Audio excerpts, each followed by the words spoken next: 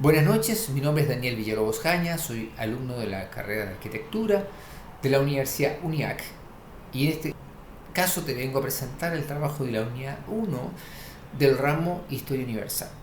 El objetivo de este trabajo es identificar las relaciones entre la Primera Guerra Mundial, la crisis de 1929 y la Segunda Guerra Mundial, poniendo énfasis en el ascenso de los totalitarismos y el quiebre de la democracia europea.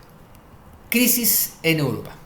Décadas antes de la Primera Guerra Mundial se había manifestado ya evidente una crisis estructural, política, económica, ideológica y moral, donde las naciones o los imperios habían cambiado estos principios de unificación de Europa por la búsqueda del poder y las riquezas, el surgimiento de nuevos poderes industriales, la creación y renovación de sistemas europeos de alianzas, el desarrollo de la industria de la guerra, históricos conflictos latentes entre Francia, Alemania, Reino Unido y Alemania que no habían sido subsanados.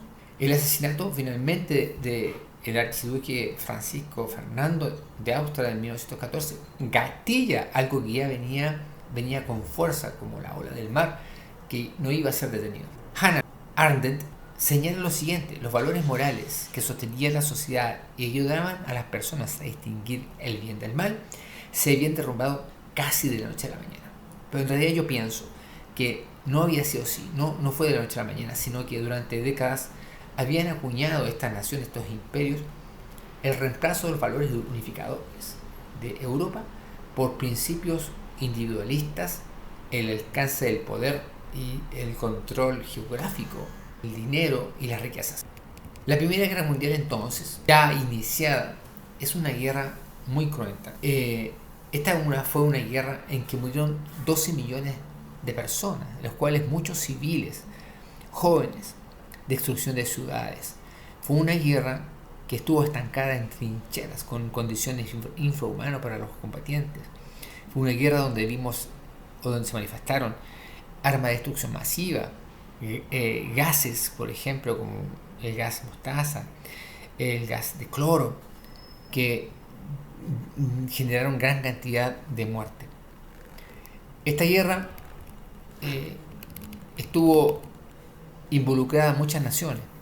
Teníamos por un lado las potencias que daban una alianza entre Gran Bretaña, Francia, Serbia, Rusia, la Rusia imperial, y que más tarde se incorporó Italia, Grecia, Portugal, Rumanía y Estados Unidos, contra el otro imperio de las potencias centrales de Alemania, Austria y Hungría, en las cuales también se sumaron a ese lado Turquía, el Imperio Otomano, Bulgaria.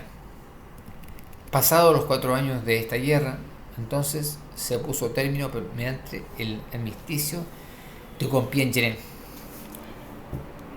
Alemania firmó este armisticio, de los cuales ya habían firmado Bulgaria, el Imperio Otomano y el Imperio Austrohúngaro. Alemania se había quedado sola combatiendo contra este conglomerado, pero ya no podía ganar esta guerra. Después de este acuerdo se le cargó a Alemania justamente el costo de la reconstrucción de los países, por tanto, y surgió Estados Unidos como gran potencia, donde aportó más de 250.000 millones de dólares para la reconstrucción de las naciones que habían sido devastadas en esta Primera Guerra Mundial. Este préstamo, así como la apertura comercial que se generó con Europa, Estados Unidos, reportaron muchos ingresos a Estados Unidos, y Estados Unidos se transformó en una nación emergente, en los cuales en esa década siguiente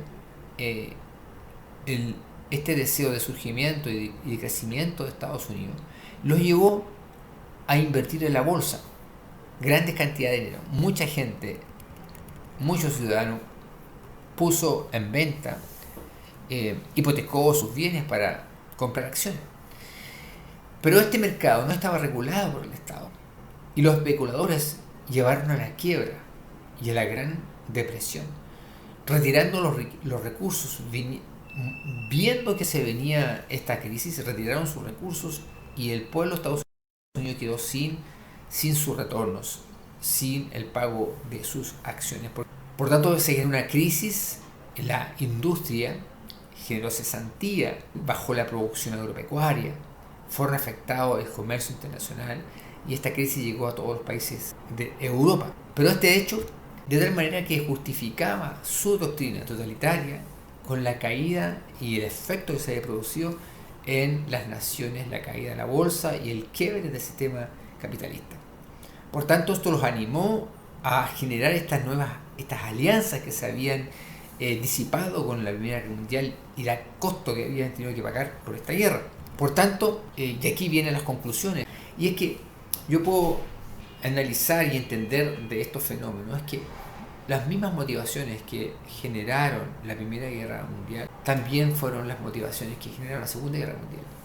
Y la crisis de 1929 fue la puerta que se abrió para que estos imperios o estas naciones totalitarias tomaran esa puerta y se afirmaran para volver a construir los imperios que se habían disuelto por la Primera Guerra Mundial. Y no solo para restablecerlos, sino también para generar una expansión de esos imperios, con las mismas motivaciones de el dominio geográfico, el dominio político, el dominio económico, la hegemonía, el control de las naciones. Pero hoy día con una línea más dura, incluso porque se habían consolidado los regímenes totalitarios, en Alemania nazi, en Rusia se había también consolidado los idearios comunistas y también en Italia con el fascismo. Y teniendo en cuenta que los líderes de estas naciones eran experimentados en guerra en la Primera Guerra Mundial, habían sido parte de la Primera Guerra Mundial. Y entonces podemos ver que las naciones no habían aprendido con la Primera Guerra, no había sido un aprendizaje, no había sido una lección, sino que se mantenían latente el resentimiento, el deseo de venganza y el deseo de poder de estas naciones para restablecer sus imperios.